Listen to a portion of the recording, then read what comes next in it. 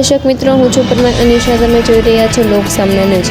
તો જોઈએ આજના સમાચાર મેલડાથી અમારા રિપોર્ટર દિનેશ સતલ સાથે.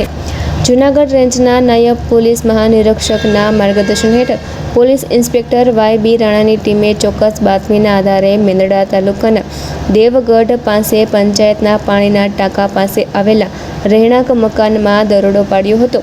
તપાસ દરમિયાન સ્કોડા કારમાંથી મોટી માત્રામાં ઇંગ્લિશ દારૂ મળી આવ્યો હતો.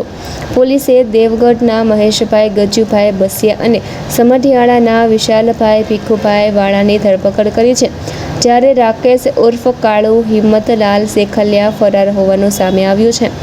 આ કાર્યવાહી દરમિયાન પોલીસે 2 લાખથી વધુ કિંમતનો ઇંગ્લિશ દારૂ, 2 લાખની સ્કોટા કાર અને 2 મોબાઈલ ફોન સહિત કુલ 4,10,640 રૂપિયાનો મુદ્દામાલ કબજે કર્યો છે. પોલીસે પ્રોહિબિશન એક્ટ હેઠળ ગુનો નોંધી ફરાર આરોપીને ઝડપી પાડવા સહિત સમગ્ર મામલે વધુ તપાસ શરૂ કરી છે. તો ફરી મળીશું એક નવા સમાચાર સાથે. ત્યાં સુધી જોતા રહો લોક સામના ન્યૂઝ.